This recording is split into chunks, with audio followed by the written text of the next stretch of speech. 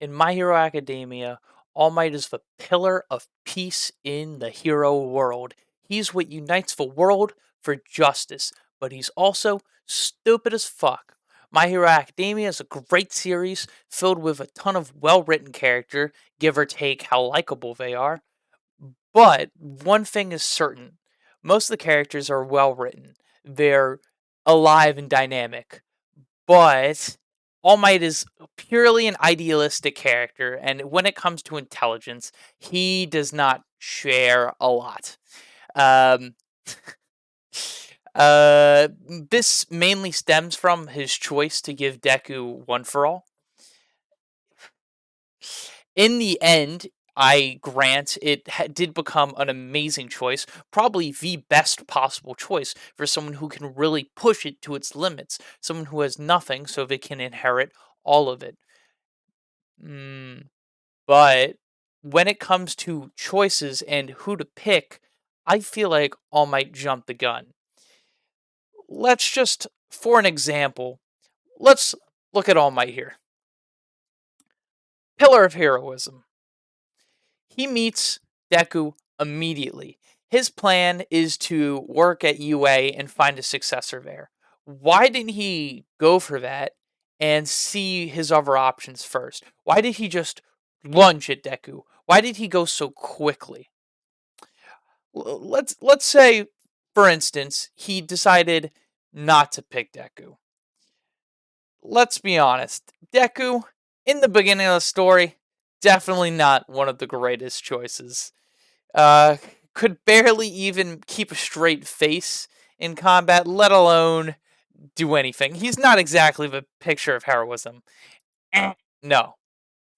Now, why his while All Might's ex sidekick, um, Night Eye, right? Yeah, asked him to come to Japan was to meet this man, Lemillion, who would have been a far better choice. Someone who had to struggle and overcome adversity with a heart to use quirk and pushing it all the way to being one of UA's top students.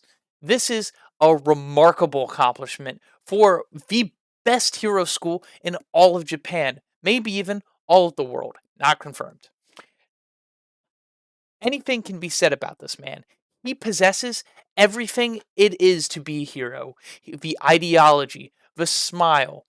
He is a little bit less like picturesque ideal hero as Deku because he thinks about things before he does them.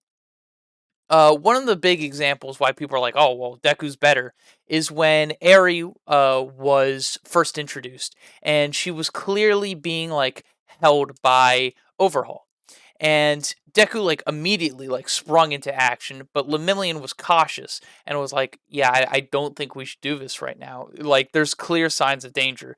People are like, "Oh, well, Deku's clearly better because his like sense of heroism is pushing him forward." No, that's just like All Might. It's a sense of idealism that's pushing him forward, causing him to jump before he's thinking. Let's think about just some of the other candidates in Deku's year in Class 1A. We have three big ones. First, we have Bakugo, who is probably one of the best choices to inherit this. He's already muscular, he's built, so he would be able to handle it at the beginning. His core control is decent. It's not the best yet. There's still room for him to grow and advance. Um, but he is very strong and he has a strong drive to become a hero. Even though he is kind of on a darker side, very similar to Endeavor, he still has that drive to become a hero. There's no way he would have become a villain in the early show. His entire drive was he was looking at Deku like someone who is weaker, but someone who still like adapted the ideology of what he wanted to be better than him. So he viewed Deku as a rival, even if Deku did not see himself in the same way.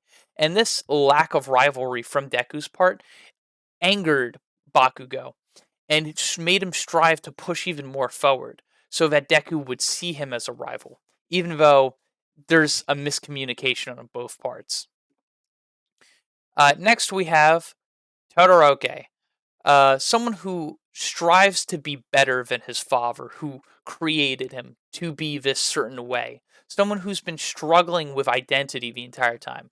Probably not one of the best choices, but I would argue mm, better than someone with no quirk, no experience, someone who had literally given up on everything, which is stated in the arc with Gentle that Deku had given up, and only the other people in his life pushing him forward kept him moving.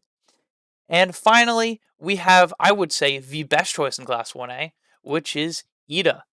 Ida comes from a line of heroes, and I think out of everyone in Class 1A, he possesses the strongest drive towards heroism. So, why the fuck All Might just jumping at the first people? Is he dumb? I don't think he is. I think he is idealistic to a fault, which is kind of in his character because he's set up as an idealistic hero, someone who even if all the odds are against him, he would still rush in. Even if like everyone like in that fight with the mud villain, everyone had was like, "Oh, well, we don't have the right quirk." He saw himself in Midoriya when he saw Midoriya run in, because that's what he would do fight after fight. Even if he couldn't win, even if it seemed impossible, he would push himself forward because he is the pillar of heroism. He embodies heroism with his heart, body, and soul. Not so much up here, but it makes him so endearing and someone to look up to. Doesn't very well correspond to intelligence. Like he's mocked pretty much the entire show when his ringtone is his own voice. He has a cheat sheet for being a teacher. He's not the greatest when it comes to thinking, but when it comes to raw combat sense, like Bakugo, there's very little but better.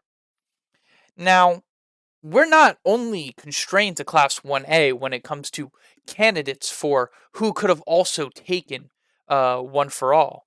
There's also one member in Class 1B who I think would be far superior to everyone so far. And, well, he's a very unlikable character, but that's mainly because of his personality. And that's Monoma. Yeah, that's how you say it. Monoma. And his quirk is to copy other people's quirks and use it. And in order to do that, this seems like the perfect candidate.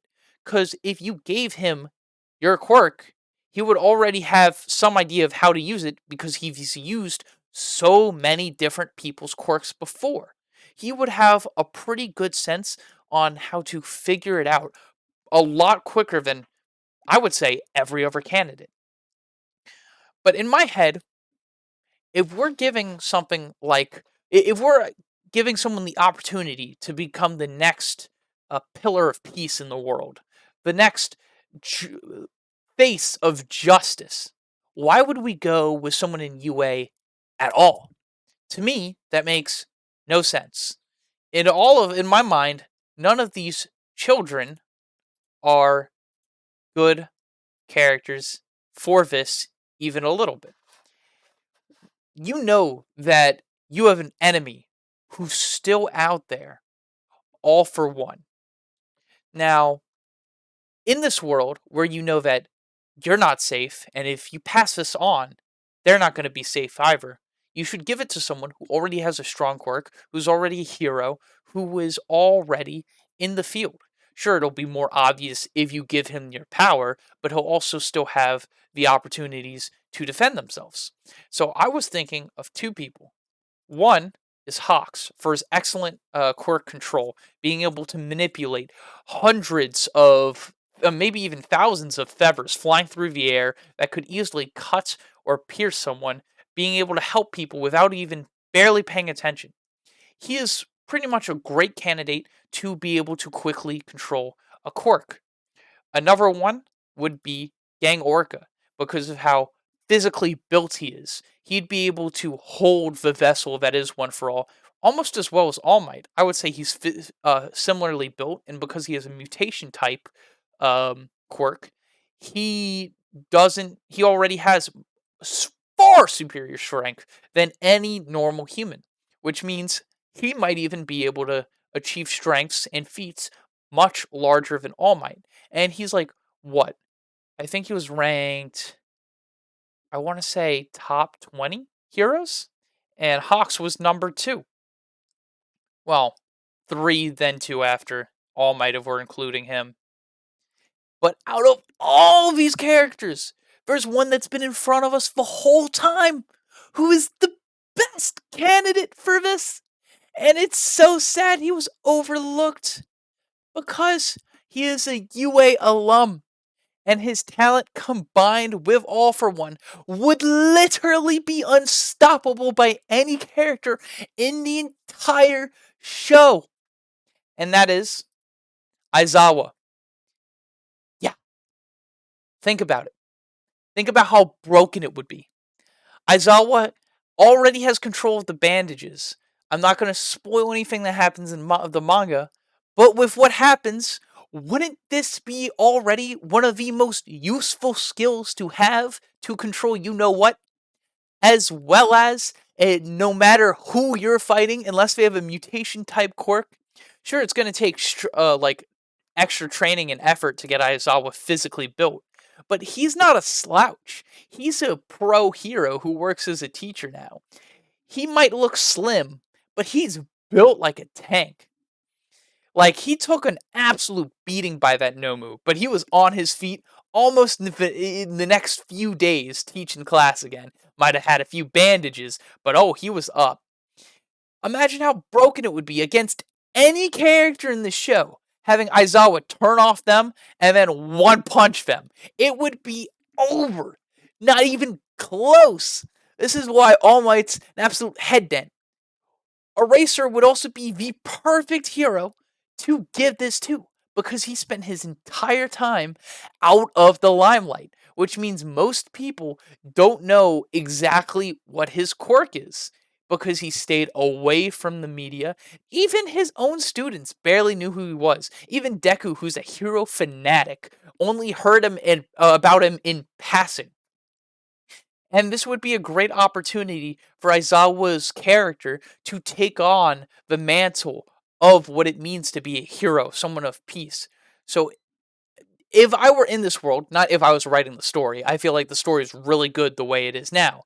But if I was All Might in this world, I would have waited. I would have kept Deku as an option, kept him in mind, believed in what he was doing, and I would have coached him with a trance. I wouldn't have said, "You too can be a hero. Here's your quirk."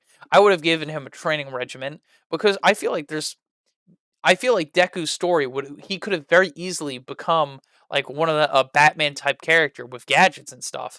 Like, think about what the support division can do. All Might has all the access to that. If he wanted to, he could boost Deku up to being a hero of like gadgets and being able to do stuff like that. Especially with I think his name's David, his connection in the United States, who basically is just a support gear maker. Um, and I feel like that would be a good way for Deku to push into the limelight.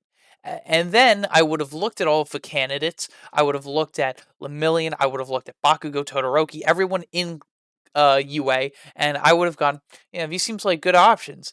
But if you see Aizawa and the other like close heroes to the top, Aizawa's the perfect option. It'd be great for his character in the story to step into the limelight, because he's been in the shadow all this time. Like, oh, a hero doesn't need to have all this recognition to do their job, but he might think like, maybe a hero does need to become someone who people can see and know that they're safe when they see their face. And it could be a good image change for him, like an arc around him accepting like what the symbol of peace really is. But anyway, those are my thoughts. All Might, again, a good character, but purely idealistic and lacking in the brains department. And I feel like Aizawa would literally be an unstoppable match for anyone else in the series. I'm not sure how much good of a story it would make, especially with Aizawa just fucking bodying every character in the show. But I feel like it would be an interesting way to turn, and it's not something I would dislike to see. If you like this, leave a like. If you want to see more content like this, subscribe. Leave a comment on who you think would be the best inheritor of one for all. And that's all it for me. I've been Bottle Cap. Have a good one. Goodbye, everyone. Peace, love, and bottle caps.